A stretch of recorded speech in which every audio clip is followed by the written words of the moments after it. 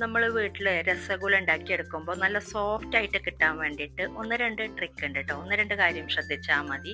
നമുക്ക് ഷോപ്പിൽ നിന്ന് വാങ്ങുന്നതിനേക്കാളും നല്ല സോഫ്റ്റ് ആയിട്ടുള്ള രസഗുള നമുക്ക് വീട്ടിലുണ്ടാക്കിയെടുക്കാം. എളുപ്പമാണ്. അപ്പം നമുക്ക് നോക്കാം.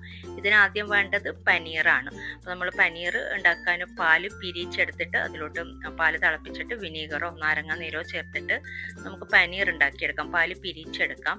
എന്നിട്ട് തണുത്ത വെള്ളത്തിൽ നന്നായിട്ട് 2-3 പ്രാവശ്യം കഴുകി എടുത്തിട്ട് വെള്ളമൊക്കെ നല്ലോണം പിഴിഞ്ഞിട്ട് വേണം കേട്ടോ ഇട്ട് കൊടുക്കാനായിട്ട്. ഞാൻ കുറച്ച് നേരം വെള്ളമൊക്കെ പിഴിഞ്ഞ് ഒരു അരിപ്പയിൽ ഇട്ട് വെച്ചിട്ടുണ്ടായിരുന്നു. ഇപ്പം നല്ല ഡ്രൈ ആയിട്ടുള്ള കൂട്ടാണ് കേട്ടോ ഇത്, ഈ പാല് പിരിച്ചെടുത്തത്. എന്നിട്ട് ആദ്യം ഇതുപോലെ ഇലക്ട്രിക് എഗ് ബീറ്റർ വെച്ചിട്ട് ജസ്റ്റ് ഒന്ന് പൊടിച്ചെടുക്കുന്നുണ്ട്. എളുപ്പത്തിന് വേണ്ടിയിട്ട് ഇങ്ങനെ ചെയ്യുന്നതാണ്.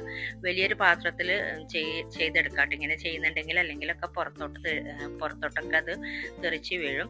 അതിന് വേണ്ടിയിട്ട് വലിയ പാത്രത്തിലാക്കിയിട്ട് ജസ്റ്റ് ഒന്ന് പൊടിച്ചെടുത്തിട്ട് നമ്മൾ പിന്നെ കൈ കൊണ്ട് നന്നായിട്ടൊന്ന് കുഴച്ചെടുത്താൽ മതി. നല്ല സോഫ്റ്റ് ആയിട്ട് കുഴച്ചെടുക്കണം.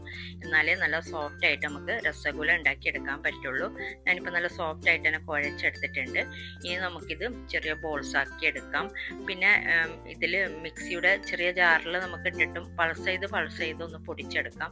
അല്ലാതെ ഓവറായിട്ട് റണ്ണിങ് ചെയ്യരുത് കേട്ടോ. അപ്പോൾ ലൂസായി പോകും, പിന്നെ നമുക്ക് ഉണ്ടാക്കിയെടുക്കാൻ പറ്റൂല. അപ്പോൾ ഇതുപോലെ നല്ല പാകത്തിന് ബോൾസ് ആക്കി എടുക്കാം. ഒരു 10 ബോൾസ് ആണ് കേട്ടോ ഈ ഒരളവിൽ. ഏകദേശം 1 ലിറ്റർ പാലാണ് ഞാൻ എടുത്തിട്ടുള്ളത്. ഇനി ഇത് കുറച്ച് നേരം നമ്മളിതൊന്ന് ഒരു ക്ലോത്ത് വെച്ചിട്ടൊന്ന് മൂടി വെക്കുന്നുണ്ട്. ഇനി ഇതിലേക്കുള്ള സിറപ്പ് ഉണ്ടാക്കണം. 1 കപ്പ് പഞ്ചസാരയും 3 കപ്പ് വെള്ളവും ചേർത്തിട്ടാണ് ഞാനിത് സിറപ്പ് ഉണ്ടാക്കിയെടുക്കുന്നുള്ളത്. ഇനി ഇതിലോട്ടൊരു ഫ്ലേവറിന് വേണ്ടിയിട്ട് 2-3 ഏലക്കയും കൂടെ ചേർത്തിട്ട് ആദ്യം ഇതൊന്ന് നന്നായിട്ടൊന്ന് തിളപ്പിച്ചെടുക്കാം. നന്നായിട്ട് തിളക്കുമ്പോൾ നമ്മൾ ഇതിലോട്ട് നമ്മളുണ്ടാക്കിയ ബോൾ ഇട്ട് കൊടുക്കാം കേട്ടോ.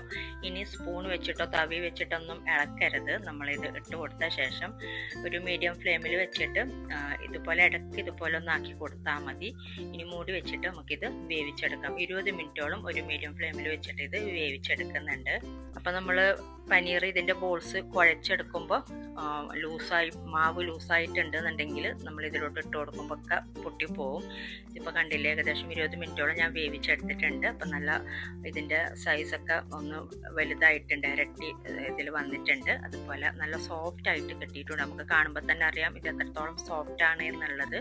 ഇങ്ങനെ തൊട്ട് നോക്കുമ്പോൾ തന്നെ ഭയങ്കര സ്പോഞ്ചി ടൈപ്പിൽ തന്നെ കിട്ടിയിട്ടുണ്ട്. ഇനി നമുക്കിത് ചൂടാറിയതിന് ശേഷം സെർവ് ചെയ്യാം കേട്ടോ. തണുപ്പിച്ച് വേണമെങ്കിൽ തണുപ്പിച്ച് സെർവ് ചെയ്യാം, അല്ലെങ്കിൽ ചെറിയൊരു ചൂടോടെ സെർവ് ചെയ്യാം. അപ്പോൾ ഇനി കുറച്ച് നേരം ഞാനിതൊന്ന് മൂടി വെക്കുന്നുണ്ട്. ഒരു 10 മിനിറ്റോളം, ഒരു 10-15 മിനിറ്റോളം ഒന്ന് മൂടി വെച്ചിട്ടാണ് ഇത് സെർവ് ചെയ്യുന്നത്. അപ്പോൾ ഇനി രസഗുള ഉണ്ടാക്കിയിട്ട് ശരിയാവാത്തവർ ഈ ഒരു രീതിയിലൊന്ന് ട്രൈ ചെയ്ത് നോക്കിയിട്ട് നിങ്ങളെ ഫീഡ്ബാക്ക് അറിയിക്കാം കേട്ടോ.